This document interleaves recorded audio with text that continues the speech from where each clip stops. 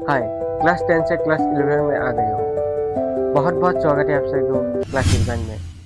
ये 11 नहीं, मैं टफेस्ट क्लास कह रहा हूँ। जी हाँ, ये जो क्लास 11 है टफेस्ट क्लास होने वाला है। तुम्हारी ज़िंदगी की टफेस्ट क्लास होने वाला है। डरा नहीं रहा हूँ, तुमको बता रहा हूँ, तुमको रियलिटी बता रहा हूँ। चाहे आप कितने भी टॉपर स्टूडेंट क्यों ना हो, तुम्हारे इस क्लास 11 में और तुम्हारे मार्क्स थोड़ा बहुत तो डिक्रीज होगा।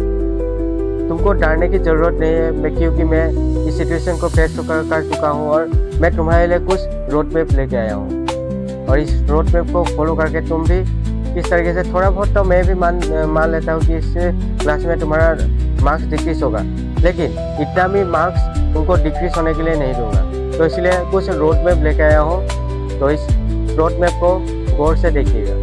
तो चलिए फिर क्लास 11 में सबसे पहले स्वागत है और चलिए वीडियो की शुरुआत करते हैं। हे दोस्तों, स्वागत है आप सभी का मेरे नॉलेज हिस्ट्री चैनल पर। मैं 9, 10, 11, 12 स्टूडेंट को गाइड और मेंटर करता हूँ। तो चलिए फिर इस वीडियो की शुरू करते हैं। देखो, इस क्लास 11 में तुमको क्लास 10 से 100 गुना ज़्यादा मेहनत करनी पड़ेगी, तभी तुमको क्लास 11 में कुछ हो पाएगा। तो चलिए किस तरीके से हम रोड मैप बताएंगे, किस तरीके से स्टेप बताएंगे। उससे पहले मैं क्लास 10 और क्लास 11 की कुछ कंपैरिजन बता देते हैं। तो सबसे पहले क्लास 10 वर्सेस क्लास 11। तो क्लास 10 में तो सब कुछ ठीक ही था, लेकिन क्लास 11 में आकर तुम्हारी क्या हो गया है, मोर कॉन्सेप्ट। यानी कि कॉन्सेप्ट कहाँ इतना बड़ा ज़्यादा कॉन्सेप्ट है कि तुम पूछो ही मत। क्लास 10 से तो 100 गुना ज़्यादा बढ़ गई है इस कॉन्सेप्ट के मामले में। और सबसे बड़ा तो प्रॉब्लम ये है मोर सिलेबस। क्लास 10 में तो इतना सिलेबस ही नहीं था, लेकिन क्लास 11 में अगर इतना सिलेबस हो गया है, यकीन मानो। कैसे तुमको इस सॉल्यूशन कैसे करें, इसकी जो स्टेप है स्टेप में बताऊंगा। तो चलिए सुनते जाइए। और तीसरे नंबर पे आते हैं अनलिमिटेड क्वेश्चन तो तुमको करना ही पड़ेगा, अनलिमिटेड क्वेश्चन करना पड़ेगा। और चौथे नंबर पे आते हैं नो टाइम।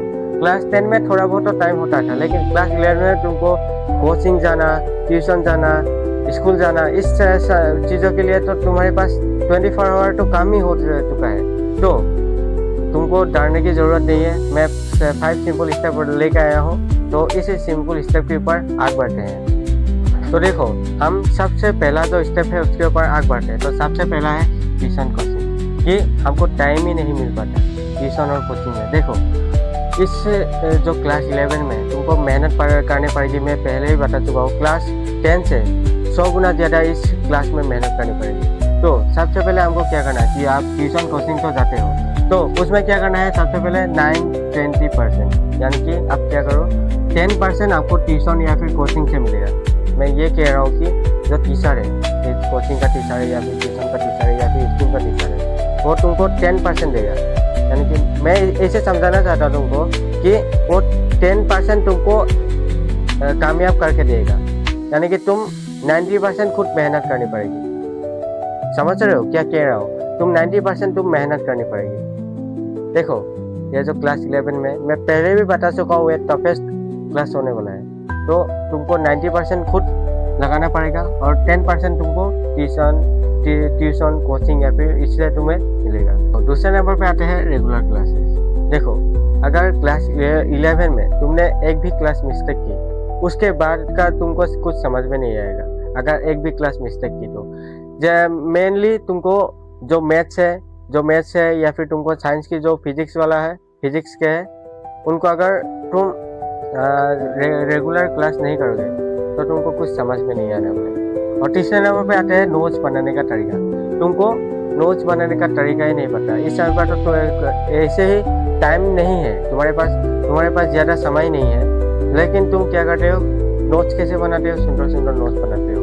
इस समय पर देखो, इस समय पर तुमको सुंदर नोट्स बनाने का समय नहीं है। तुम ऐसे नोट्स बनाओ कि तुम खुद पढ़ सकते हो।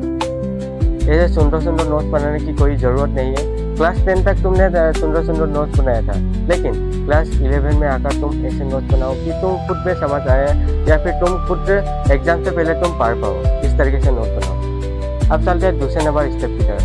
देखो, दूसरे नंबर का जो स्टेप है वो है टाइम टेबल। यानी कि इसे जो ये सबकी प्रॉब्लम हो चुकी है इस समय पर, जो कि टाइम टेबल मैनेजमेंट। तो टाइम टेबल में हमको क्या, एक दिन में 24 घंटे होते हैं, यानी कि 24 आवर। तो इसमें क्या होता है, 12 घंटे तो हम क्या करते हैं, 6 से 7 घंटे हम स्कूल, 4 से 5 घंटे हम आपको ट्यूशन में चले जाते हैं। 8 घंटे तो सोना ही पड़ता है, क्योंकि स्लीप से ही हमारी मेमोरी बनती है। तो 8 घंटे तो हमको सोना ही पड़ेगा, और 4 से 5 घंटे अदर एक्टिविटी। इसमें तो हमको सेल्फ स्टडी का टाइम ही नहीं है। तो कहाँ पे सेल्फ स्टडी करें और किस तरीके से हम सेल्फ स्टडी करें, या फिर हमको खुद की जो स्टडी करने के लिए जो टाइम है वो भी नहीं है।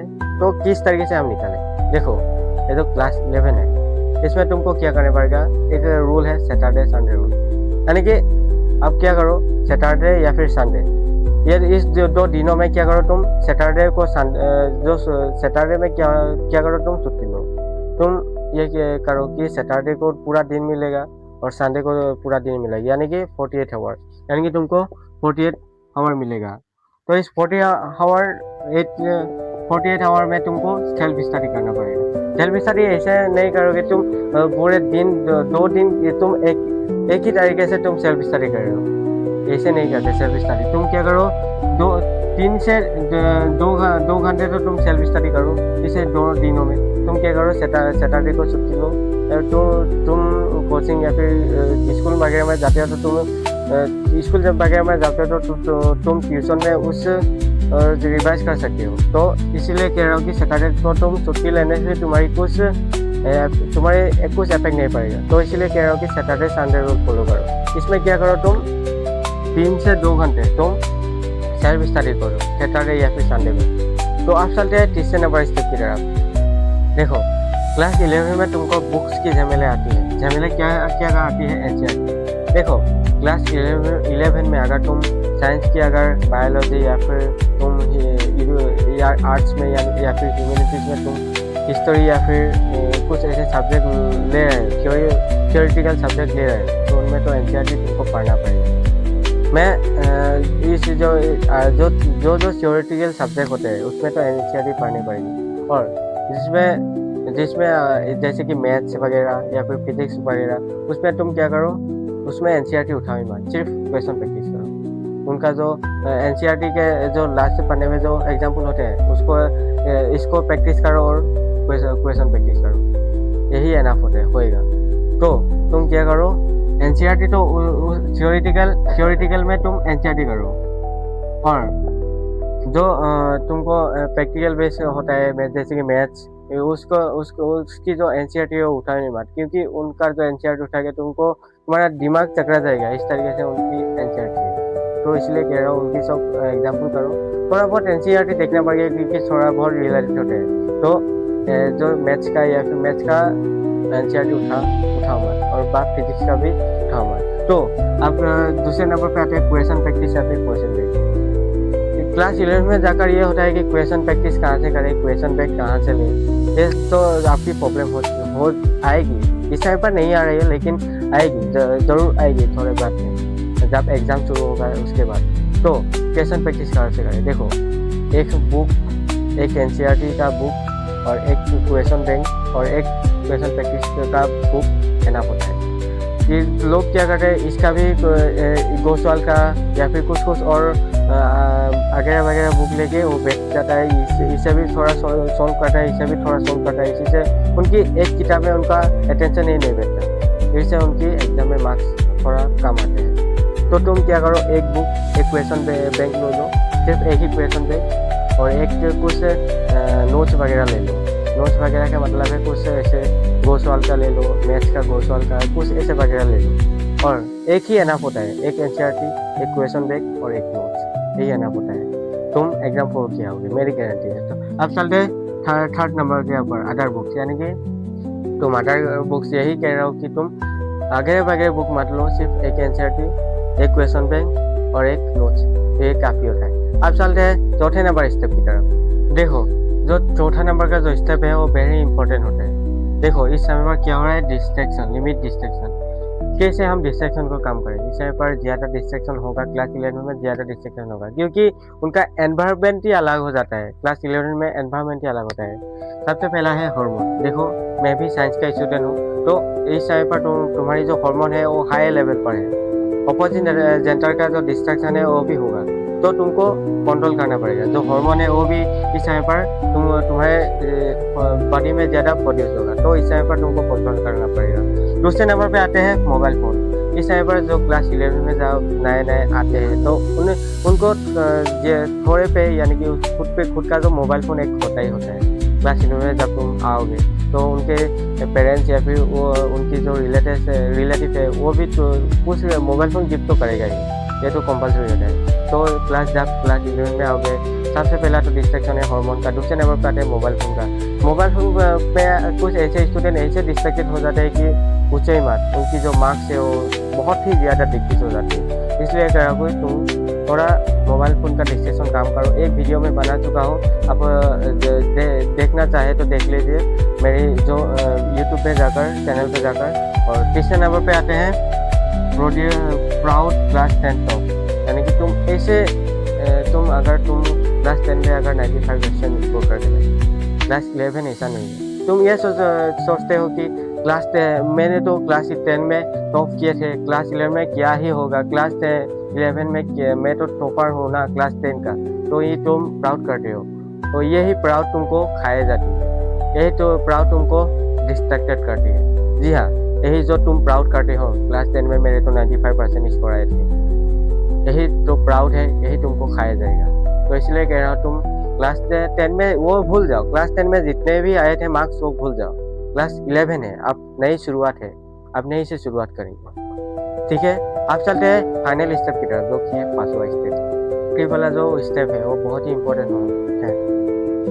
देखो, आखिरी वाला जो स्टेप है वो बहुत ही इम्पोर्टेंट है, क्योंकि बिलीव इन योरसेल्फ, यानी कि तुमको खुद पे बिलीव होना चाहिए। ये जो क्लास 11 में मैं पहले भी बता चुका हूँ, वीडियो की शुरुआत में मैं बता चुका हूँ कि क्लास जो 11 है ये टफेस्ट क्लास होने वाला है। और इस क्लास में तुमको टेस्ट में लो मार्क्स आएंगे, लेकिन तुम खुद पे जुनून रखना, दिन मत तोड़ देना। जो क्लास 11 है, क्लास 10 के कंपैरिजन में क्लास 11 में टफेस्ट हो, क्लास 10 जो 11 है वो टफेस्ट क्लास होगा तुम्हारे के लिए। तो इसलिए कह रहा हूँ तुम जुनून मत तोड़ देना। टेस्ट में लो मार्क्स जरूर आएगा। और क्लास 12 पर थोड़ा बहुत आसान होता है क्लास 11 से कंपैरिजन में। तो इस समय पर तुम इस तरीके से तुम लो मार्क्स आएंगे, उसको तुम मतलब देखकर तुमको घबराना नहीं चाहिए। तो आज के लिए इतना ही, फिर मिलते हैं अगली और नई वीडियो के साथ। तुमको कुछ अगर नया सीखने को मिला और कुछ नया जानने को मिला तो चैनल पर जरूर सब्सक्राइब कर देना और एक दोस्तों के जरूर शेयर कर देना, क्योंकि उसी से भी उसको भी थोड़ा मदद हो पाए। तो आज के लिए इतना ही फिर।